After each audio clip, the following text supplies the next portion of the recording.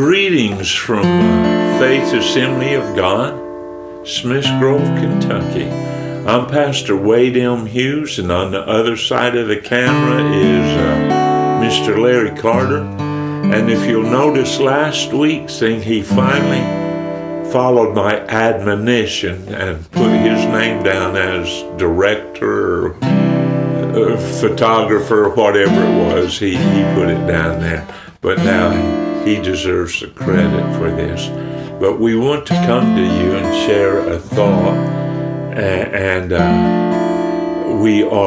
I'm Wade Martin Hughes Sr., and I've been the pastor here at this church 34 years, and we are Faith Assembly of God, P.O. Box 331, Smith Grove, Kentucky, 42171, or on the computer via KYFINGERS,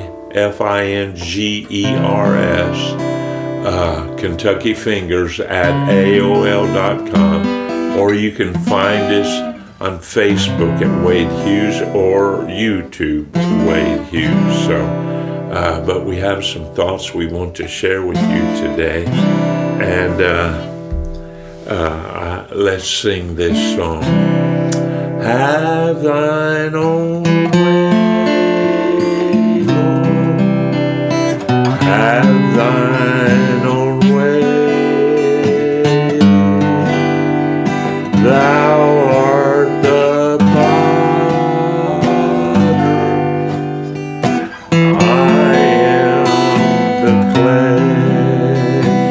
Mold me and make me after thy will, while I am waiting, yielded and still. Have thine own way, have thine own way. Search me and try me, Master, today.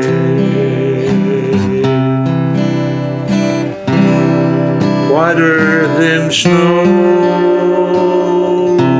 Lord, wash me just now, as in thy presence humbly I bow. Have thine own way, Lord. Have thine own way. Hold o'er my being absolute sway. Fill with thy spirit till all can see Christ alone always living in me.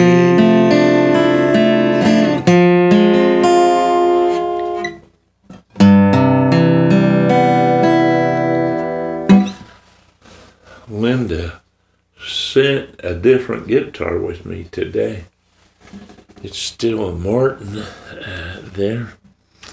But again, we are Faith Assembly of God, P.O. Box 331, Smith Grove, Kentucky. And I am Pastor Wade Martin Hughes. On the other side of the camera is Mr. Larry Carter. And we celebrated Larry's sister-in-law's 80th birthday.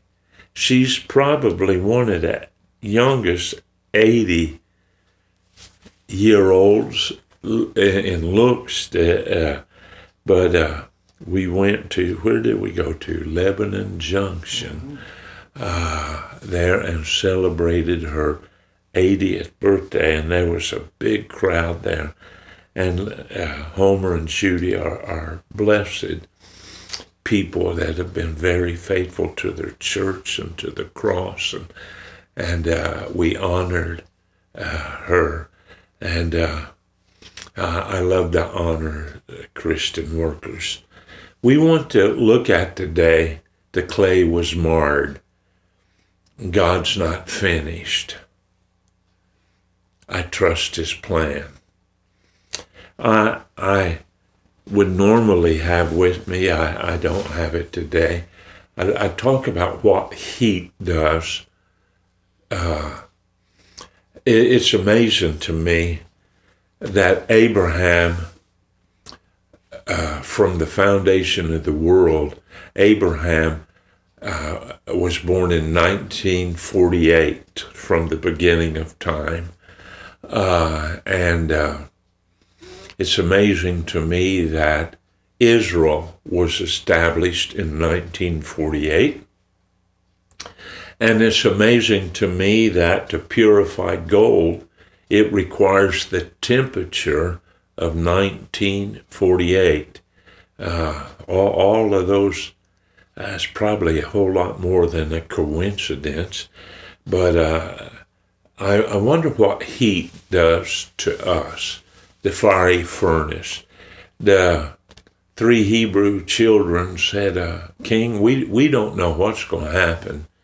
We believe our God's able to deliver us, but we don't know what's going to happen. But we will tell you this, whatever happens will be delivered out of your hands. And so they threw him in the fire. The men that threw him in the fire, 7 times hotter than it had ever been heated. The men that threw him in was burned to death. And that might be a lesson to us. You better be careful when you're throwing people into the fire. It might burn you instead of them. But the king ducked down and looked in the furnace, and he said, didn't we throw 3 in there? There's 4th, and the 4th one is likened unto the Son of God. My dad always said the reason they were walking around in the fiery furnace is because they were cold and they was trying to stay warm. I don't know. I do know that they fell down in the fire, and I do know that the only thing that burned was the ropes that bound them. It's amazing to me that a rope and have you all tied up and everything, how the rope could burn off and not burn the hand of it. But it says that they came out of that fire not even smelling like smoke. You can't get near a person with a cigarette that you don't end up smelling like smoke, or they don't end up like smelling like smoke. But heat does different things to different people. It purifies some, it destroys some. And I would have before me a stick of butter or margarine, and I'd say, what does the heat do to this margarine? And the answer would simply be, heat melts it. Then I'd take a egg, and I'd say, what's the heat do to this egg?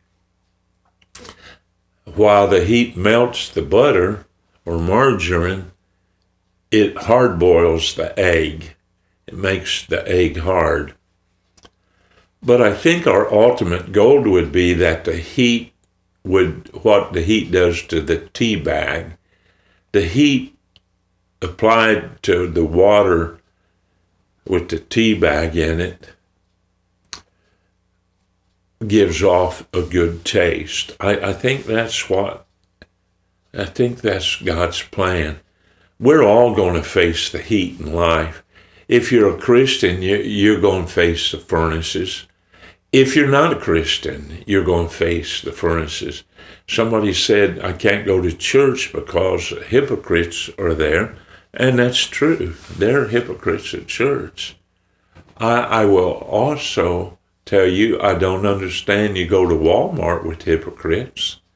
You go to the gas station with hypocrites. I don't know why you can't come to church and spend some time with us hypocrites there. I don't understand that. But I do understand that the same heat or the same fire will do one of three things. It will either melt you, it will make you hard, or it'll bring out the flavor. And we're going to go through the fire. We're going to go through the fire. If you go to the bar, there's going to be things happen there. I'd like us to go to Jeremiah, the 18th chapter. And I want to tell you that our society, our nation, our world is in such a terrible predicament. We're in a pickle. We need more than Band-Aids. I think I used to spend 40% of my time as a pastor counseling people. I don't do that anymore. Number one, the person at the counsel already knows what's right and what they should do. Number two, all the time counseling, they know what they should do. But number two, they're not going to listen to what you say anyway. They're going to do what they want to do, no matter what you say. It would be a rare thing to find a person that has a correctable or teachable spirit. Lord, search me and know my heart. Try me. But we need more than a Band-Aid. That's all counseling really is. I believe counseling can really help in some areas and problems, but I believe we need to go back to the old-time altar, where we would go to the altar, and we used to call it, didn't you, Larry, call it praying through. We used to say, I always try to get Larry to get in here, and he just shakes his head there. We need to get back to the altar. Again, I'm not against counseling, but I am against counseling, and I am against confessing our faults to a man in a little booth, and he's on the other side, and we confess our sins, and he forgives us. He has no authority whatsoever. He goes to Mary, and Mary takes it to Jesus. I'm afraid things might get twisted a little bit there. Too many human hands in there. We need a divine hand of God. Have your own way, Lord. Have your own way. You're the potter, and I am the clay. We have a master that can handle our problems. And I believe that one of the best cures that we could ever find is in prayer and Bible reading, Bible study, meditating on the Bible. First thing I do every morning, I get up and I grab my Bible and I read it for an hour. Then I come to church and I pray for 2 hours. I don't say that boasting. Somebody asked me the other day, what authority do you have as the pastor? I have no authority, none whatsoever. I don't even have delegated authority. If I do my office properly, I am but a servant. That's what I am, visiting the widows and orphans. Take me to a lot of your preachers today. They don't minister to widows and orphans. They sit in their office and do those important things. The important thing to God is servanthood. If you want to be great in God's kingdom, you have to learn to be a servant of all.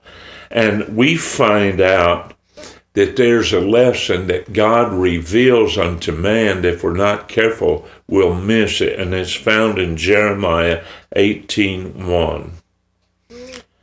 The word of the Lord came to Jeremiah from the Lord. The word which came to Jeremiah from the Lord, saying, Arise and go down to the potter's house, and there I will cause you to hear my words. Then I went down to the potter's house, and behold, he wrought a work on the wheels. And the vessel that he made of clay was marred in the hand of the potter. So he made it again. Two thoughts there. The clay's marred, and he made it again.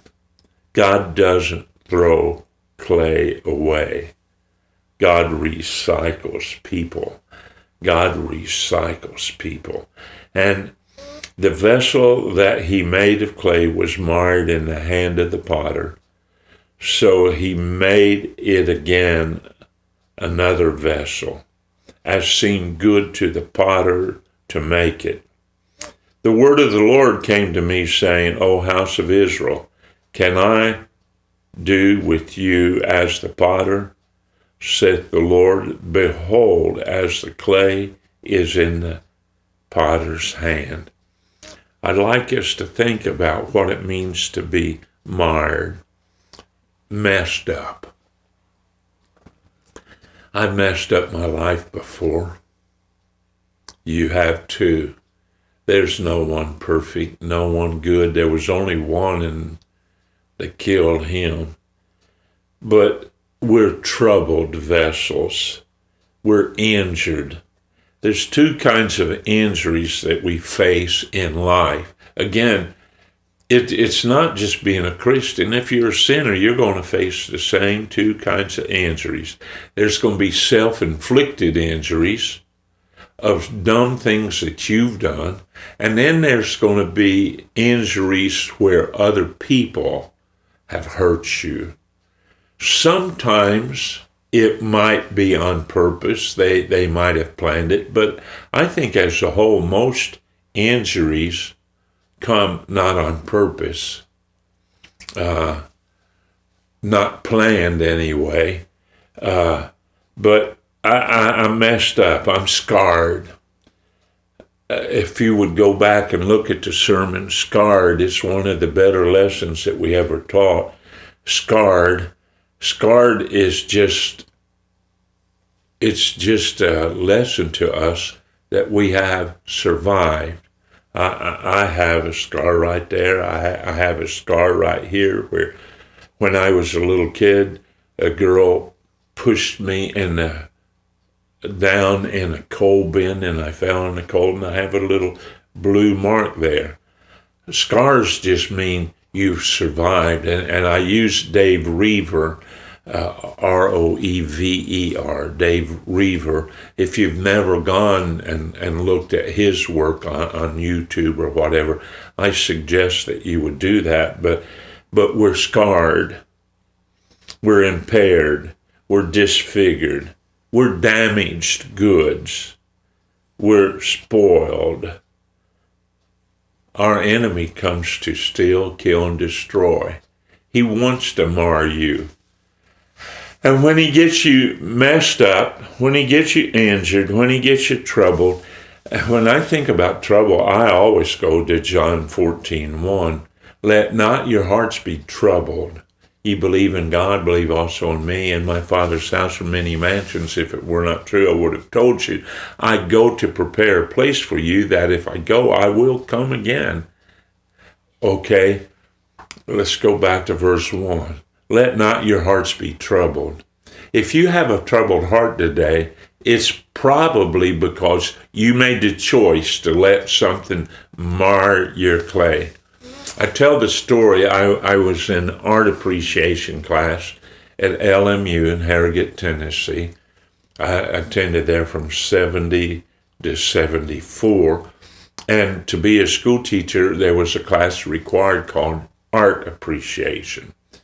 And one of the things that we did in the class was we worked with clay. They all the teacher put the clay out, and there was a different colored clay that I liked a whole lot better than the clay they was using. And I got that clay and I started molding it and making it. And the teacher said, Hughes, said, you don't want to use that clay. You don't want to use that clay. I said, yeah, I like that clay. They all made whatever they made. And I made a vase, a flower vase. At the top of the flower vase, there was a heart where you put the flowers in. And then the stem of the vase come down, and at the bottom of the vase was a butterfly. I still think that'd be a good idea for somebody to make vases like that. And I made it. I worked with it longer than anybody else, and I made the most beautiful vase with the heart, the stem, and the butterfly. They put it in the fire along with all the other clay. Their clay came out exactly like they put it in. If I'd listened to my teacher, mine would have been different, but mine shrank, it shriveled, it turned, it twisted. What was a heart came out with 2 points that looked like devil's horns, and I still have the vase. Years later, I still have the vase. It's worthless except for that memory that we have. God doesn't throw clay away. He makes it again. We live in this disposable society. You hear me? They make some cars. What was it called? Yugo, Larry, that they made that was billed as a disposable car. When something went wrong with it, you just, if it was bad enough, you just got rid of that car and got another one. A friend of mine, his brother was here just a few minutes ago, has a Cadillac. And the thing that goes from the motor to the transmission, the drive line, what's it called there? Drive shaft. The what? The drive shaft. It has bearings on this end and bearings on this end.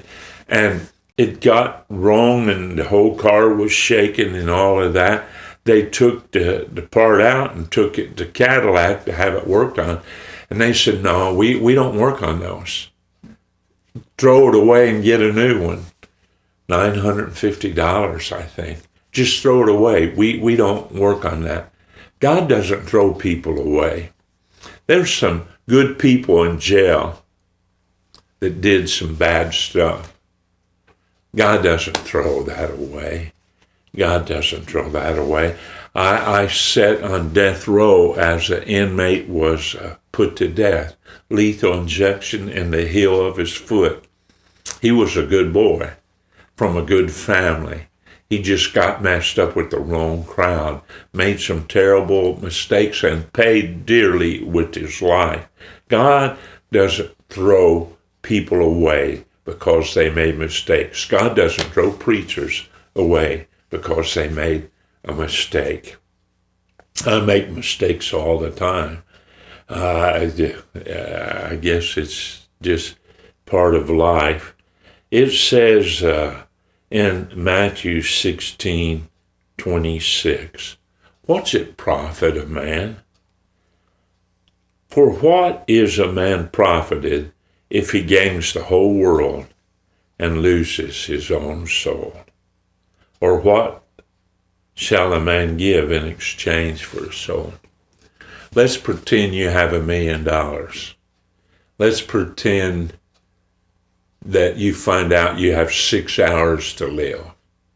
And in 6 hours you're going to die a cruel, mean death. How much would you pay to get another month of life? What would you give in exchange for your soul? I was watching a guy at the gas station the other day. He brought an empty gas can. I don't know, not a gas can, a bottle. What is it, Larry? You know, that they use when you cook out on a grill. Propane. A propane tank. He brought a propane tank, and he went inside, and the sign says don't bring any propane tanks inside. He left it out there, and they gave him the key to the lock. He got out a full tank and put his empty tank inside there. He exchanged an empty for a full. Of course, he paid the difference in the price, but it was a whole lot cheaper than what would you give in exchange for your soul? God's got a plan for you. God's got a purpose for you. And you may not always understand it. We've been working on a puzzle, a 1,000-piece puzzle here at church over in the side of the sanctuary by where Larry sits. And for several weeks, I gave everybody a piece to the puzzle, and I told them to put it together. And everybody wanted to know, well, what's the puzzle look like? I said, I'm not going to tell you what the puzzle looks like. You just put the puzzle together. And I want to tell you, after 3 or 4 weeks, everybody getting one piece of the puzzle and laying it down, it made no sense whatsoever. It didn't make any sense whatsoever. We've got to know that the piece of the puzzle that I hold in my hand today, I might not understand where it goes. I might not understand, but someday when that puzzle comes together, I will understand where that piece of the puzzle goes. God doesn't want you to throw that piece of the puzzle away. If you do, it will be incomplete. And please forgive me for squirming. Most know I had a lawnmower accident and I've hurt my hip. What would you give? God doesn't throw people away. He doesn't throw people away in this disposable age. Many churches throw people away. We call it the back door. I was at a preacher's meeting several years ago, and this guy was bragging about how he'd ran some people off at church. When I was probably 17 or 18, I was raised in the Church of God, and my dad served on the state board, and they called young preachers in and talked to them, and I was just sitting there. At that time, I wasn't a preacher. I didn't plan on being a preacher, and all these old wise men sitting around the table in the state. They used to call them overseer. They don't call them that anymore. They got a fancier name than that. But they called this young man in, and he was bragging about how many people he'd ran off from the church. They didn't dress a certain way, or they had something on their arms, or they didn't comb their hair the way that he liked it. And this one old man, I remember his name. His name was R.E. Worley. Brother Worley pastored the church in Corbin, Kentucky. And Brother Worley dropped his head and silently, not a sound, started crying like a baby. And it got around to Brother Worley's time to talk. And Brother Worley said, when I was young, I might have said the same thing. But he says, as an old man today, I know I'm going to stand in front of God for everybody that I threw the clay away. I didn't work with it. I didn't discipline it. I didn't put it back on the spinning table. I didn't do that. Hebrews 11:38. Of whom the world's not worthy. They wandered in deserts and in mountains and in the dens and in the caves of the earth. Hebrews 11's a faith chapter. I dreamed about faith last night, and I got up and wrote some notes out so I won't forget them to do a sermon on living in faith. It lists all of these people. It lists several women. It lists men. And then it goes on to say the world wasn't worthy of them, not because they weren't perfect. Abraham, a lot of us would have thrown him away. He was a liar. He said his wife wasn't his wife. That's a lie. He said she's my sister. Well, that's a half lie, white lie. She was his half-sister, step-sister. He was telling a part truth there. We would have thrown him away. We would have thrown him away. Jacob cheated his brother. We would have thrown him away. Joseph was accused of rape. We would have thrown him away. We would have believed Potiphar's wife over a young Hebrew boy. We just have this tendency when people make a mistake in the church, again in a bar, at the gas station, we have a tendency of just giving them up. They're disposable. I visit the jails. I put a picture on Facebook yesterday where I was visiting the jail, and a whole group of men was on either side of me, and I had my guitar. Back then we was allowed to do that, and we had probably one of the best services I was ever in my life, with castaways, with disposable people. I asked you if you would turn to the book of Habakkuk, the 2nd chapter, and I do know that it can be pronounced Habakkuk. You pronounce it whichever way you want. I was raised with it being Habakkuk, so I'm going to call it Habakkuk. But in the 2nd chapter, verse 1, it says, I will stand upon my watch, and I will set me upon the tower, and I will watch to see what he will say unto me, and what I shall answer when I am reproved. I'm getting ready to get raked over the cold. I'm not a perfect guy. Habakkuk wasn't a perfect guy, and he knew that he was going to get reproved. But in verse 2 he says, and the Lord answered me and said, write the vision, make it plain upon the tables, that he that may run that readeth it. For the vision is yet for an appointed time, but at the end it shall speak and not lie. Though it tarry, wait for it, because it will surely come, it will not tarry. Behold, his soul which is lifted up is not upright in him, but the just shall live by faith. We are admonished, it is suggested to us that we write our vision.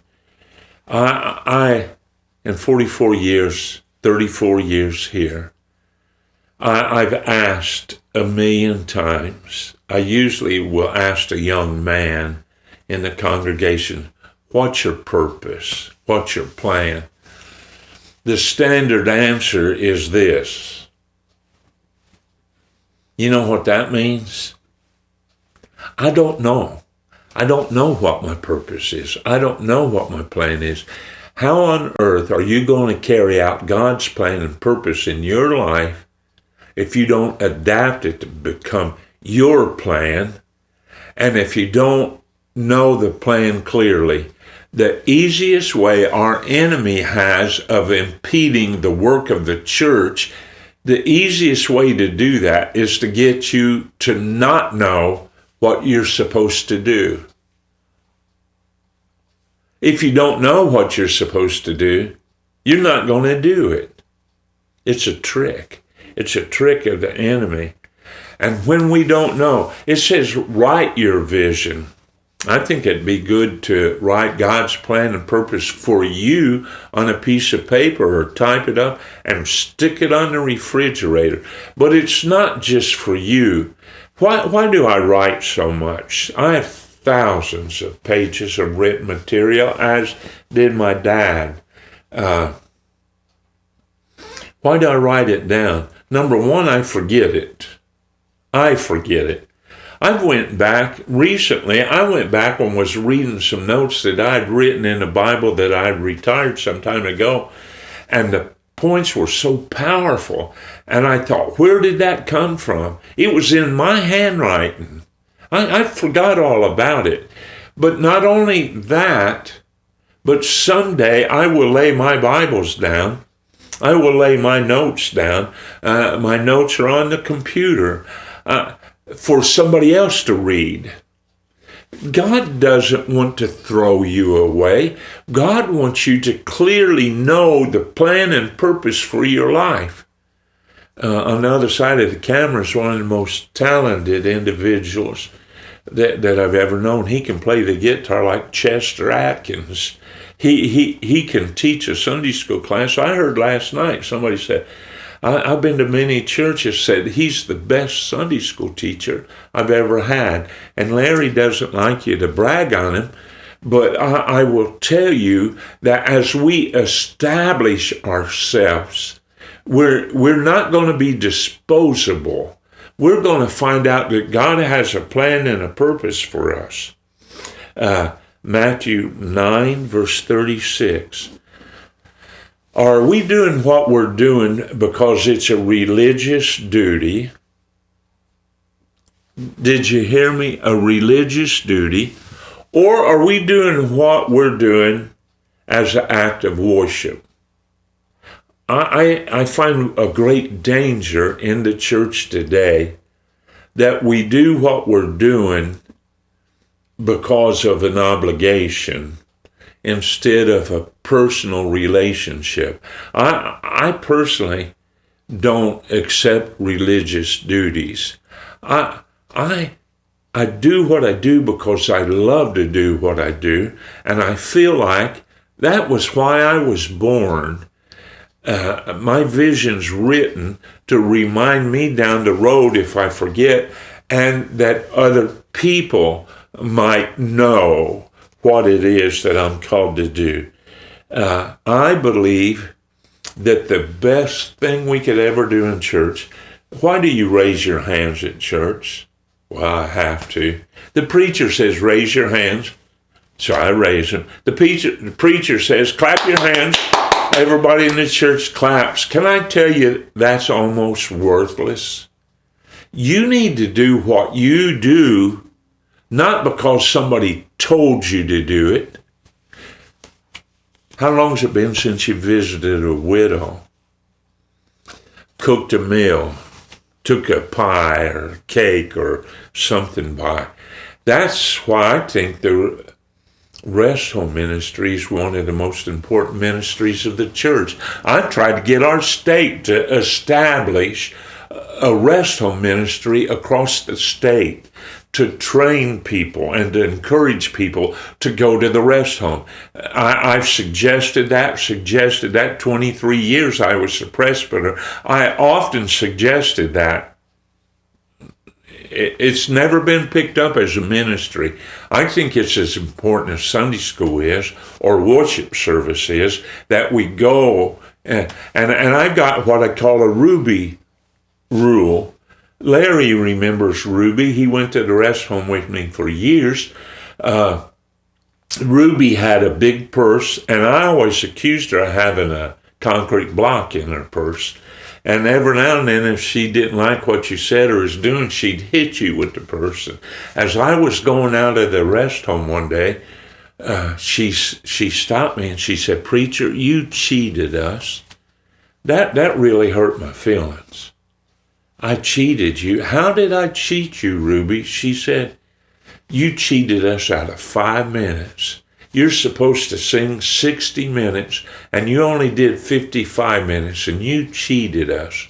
So I established a Ruby rule that today at 1 o'clock I will be in Scottsville, 30 miles away from us. Smiths Grove's so small we don't have a rest home, but I will go play music for an hour and 5 minutes. And I call that extra 5 minutes Ruby's minutes, because I don't want somebody to stand in Judgment Day and say, you cheated us out of 5 minutes. It wasn't deliberate or anything, but I believe there comes this place that instead of throwing people away, we need to have compassion.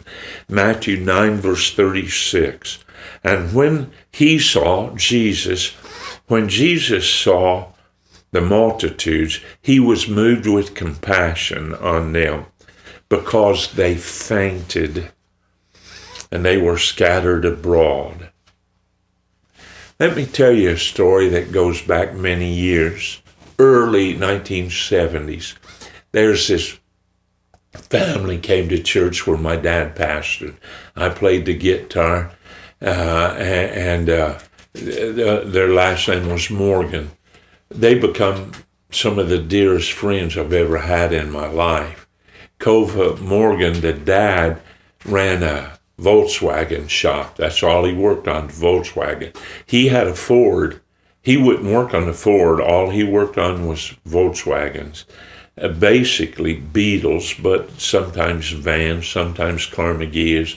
And they had a son named Sammy. Was one of the prettiest boys I ever saw. He had big brown eyes, and he was just so precious. And one morning on their way to church, they came over the mountain from Harrogate, Tennessee, into Middlesboro, Kentucky. It sounds a long ways. It's only 5 or 6 miles. Today, there's a tunnel through there. And they noticed Sammy had a big knot at the lower part of his stomach. And they stopped at the local clinic, and they started running tests. At first, they might have thought it was worms. And after some tests, they found out that Sammy had cancer. And Sammy had cancer bad, 4 years old. He had cancer bad. My dad had pastored his church at Oliver Springs, Tennessee, which is adjacent to Oak Ridge, Knoxville area. Oak Ridge is where they began atomic energy research, radiation, things they actually, I think, made the bomb there in Oak Ridge. There's 3 plants separated by a mountain in case the enemy ever attacked. They could only get 1 plant. They couldn't get all 3. But my dad pastored there in town and made friends with several doctors that was ahead of a radiation chemotherapy. And at that time, it was in the infant stage, and they were doing work at the Oak Ridge Hospital. And my dad was able to help get Sammy into this research center dealing with radiation. Hopefully they could kill that cancer that was growing in this young boy. And he was there. At that time, radiation wasn't a whole lot known about it. And you had to stay in your room. Sammy and his mom Lola stayed in the room. The dad went down on the weekends, or they come home on the weekends, and you had to stay in your room. And Sammy met this little girl in the next room, around the same age. And Sammy and the little girl would get together either in her room or in his room, and they would play together. And they made dearest of friends. And the little girl died. And they didn't know what to do. They absolutely didn't know what to do. The doctors was afraid if they would tell Sammy about his best friend dying, that it would upset him to the point that, so they told the family, just don't even mention it. So several days went by, and nobody mentioned about the girl dying. And one day Sammy asked his mom, is she mad at me? Why hasn't she came over? And so with the doctor's help, they told Sammy that the little girl had passed away. And Sammy just sat there for a while, stared off in the distance.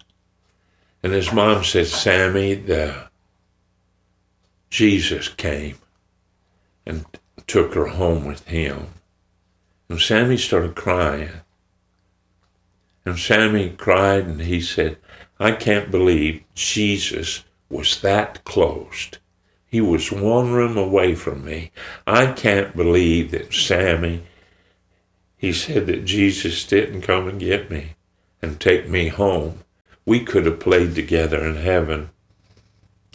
I will tell you that life takes some of the strangest twist. My dad and I did Sammy's funeral, and Sammy had one of the most unusual requests. He died at around 5, and my dad and I did his funeral. We did his dad, Cova's funeral, and we did his dad, Barney Morgan's. We did their funeral, reverse order. The youngest, the middle age, and the old one died. I don't understand why life goes on and how it goes on. I heard on the news coming to church this morning to pray at 7. I heard on the news that cancer rate is up 59% in people under 45 years of age. I believe there's a shaking going on in the world. All the fires, the temperatures, all of the cluster bombs have been outlawed by most nations. So we took a bunch of our cluster bombs and gave them to Ukraine to use on Russia. That opened the door that now, yesterday, Russia sent a bunch of cluster bombs. And cluster bombs, they go off and scatter and go all around the place. Yesterday, 19 people died in the Ukraine because Russia, we opened the door by giving them what we wouldn't use on. What are we doing? We're escalating. And we don't value life as we should. Matthew 18:12. God cares about the one that's lost. He leaves the 99. Matthew 18:12. How think ye, if a man has 100 sheep and one of them is gone astray, doth he not leave the 99 and goes to the mountain and seeks that which is gone astray? God doesn't throw away a sheep. That little lamb should have never run away. There's a thing called a bummer lamb. We have a young man at church that loves the story of a bummer lamb. Bummer lambs are rejected by their parents and won't feed them or anything, and the bummer lamb will die. So the master puts the little bummer lamb on his shoulders and he takes it home with him. And the shepherd's family will bottle feed and baby that little lamb, and it becomes part of the family. And one day, when it gets healthy and it's grown, the shepherd will take that bummer lamb, will take it back and put it with the rest of the sheep. It will never be rejected. It will never become disposable because he knows the master's voice and he knows the master's family. Jesus cares about that one. I could go on and read. Is he not, in verse 13, is the shepherd not happy when he finds that one that's astray? So we should go after the little ones. There's somebody out there that the church has given up on. Alcoholic, drug addict, prostitute, somebody that steals, somebody that's in jail. I'm not against jail. I think it's a needful thing in our society. I think it's a needful thing. But I will tell you, those men, mainly men and women, I've been to Pee Wee Valley, to the ladies' prison. I've been to LaGrange. I've been to Eddyville. I've been to Jackson, Michigan. I've been to jail in 5 states. In Tennessee. I think that I thank God that I was raised in a Christian home, in a church. I was raised that Sunday school was important. Part of who I am today is because my mom taught me, because I had good Sunday school teachers. I can thank, right now, if they're still alive, a guy named Earl Massengale. I could thank a little old lady named Eula Howard that invested in me. They saw my potential. And I won't mention the name or the place, but my dad pastored a church, and I was in the 4th grade, my older brother in the 5th grade. We was in Sunday school class, and we must have been bad that day, and must have disappointed our Sunday school teacher. And the Sunday school teacher went out of the classroom having a tizzy fit and slammed the door. And my older brother, smarter than I am, called the classroom to prayer. There was 6 or 7 little kids in there. He called us to prayer. That the Sunday school teacher wouldn't tell our moms and dads because our moms and dads would kill us and we never grow up. He opened the door and he looked back and he said, "You're no good." To everybody in the class, "You're no good. You're no good. You're bad." And he slammed the door and left. Thank God he never told our parents, and we never got in trouble. I don't remember, I was in the 4th grade, I don't remember who all was in the classroom, but I do remember my older brother was in the classroom. He served the Army 12 years. He pastored over 25 years. I was in the room. I pastored 44 years, and there was a girl in the room that made a medical doctor. And he told us we was no good. He saw us as junk, throw us away. We was just mischievous kids doing what mischievous kids did. Sunday school teachers are like dinosaurs. Do you remember the story from Luke, the 13th chapter, verse 6? And because of time, I won't read the verses, verse 6 through verse 9. There's a tree that's not bearing forth fruit. And it is suggested, let's cut this tree down. It's no good. It's disposable. It's not bearing fruit. And somebody stepped forward in love and compassion. Jude 22, some have compassion, make a difference. Somebody stepped forward and said, please don't cut it down. Let's give it another chance. I'll work it. I'll dung it. I will fertilize. I will put extra effort in this tree. Don't throw this tree away. Well, what happened to the tree? I usually ask that to a group, and there's always some people say it never grew fruit and they cut it down. Other people said, I believe it became a very prosperous tree and it grew all kinds of figs. I don't know what happened, but I will tell you what I know. It was worth another chance. The lesson is not whether it developed or whether it didn't develop. The issue is give it another chance. Give it another chance. Don't throw it away. Don't throw it away.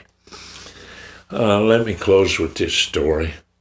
I was making a jail visit recently, and the prisoner, they've got a little library at the jail, and the prisoner recommended to me that I read this book, the buzzards are circling, but God isn't finished with me. Stan Toller wrote a book, and I would recommend the book for you to read. It's a cheap paperback book. I was able to get it from our library. Our library didn't have it, but they got it from the library at Madisonville, and they brought it here, and I'm almost finished reading with it. There's buzzards circling around people. It might be your son. It might be your daughter. It might not be your son or daughter. It might be somebody that's really done something terrible. The buzzards are circling. But on page 146 and 147, Stan Toller relays this story that happened in 1996. Just happens to be, I know this lady. Her name's Cindy Morgan. Cindy Morgan was the baby sister of Sam Morgan that I just told the story about.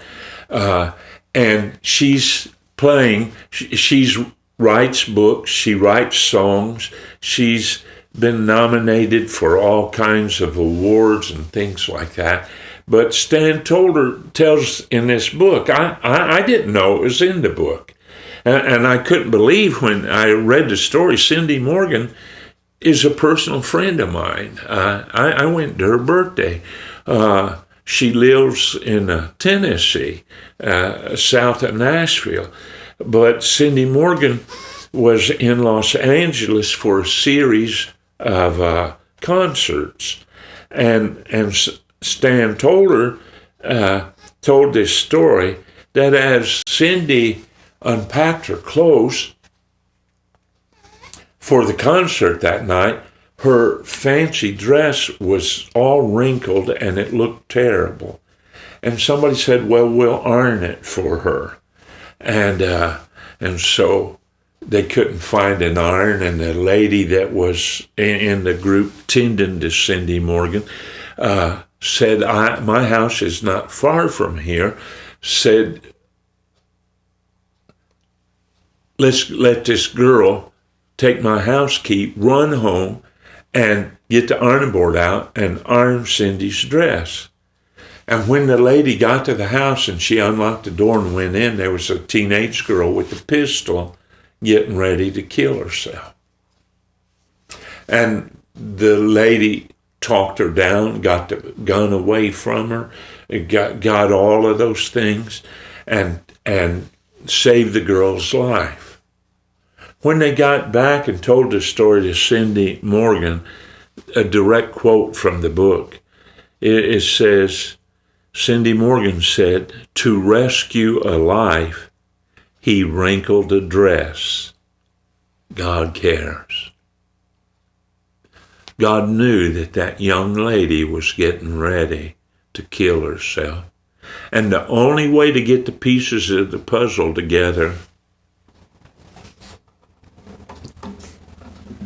was to take a wrinkled dress and do the work of the Lord. What would you give in exchange for your soul? My sons are policemen, my grandsons are policemen. If I knew where they was going to get shot at 11 o'clock today, I'd be there and I'd take their bullet. I don't know what's ahead, but I will tell you this. You're worth more than many sparrows. God has a plan for you. Have thine own way. Have thine own way. Thou art the potter. I am the clay. Mold me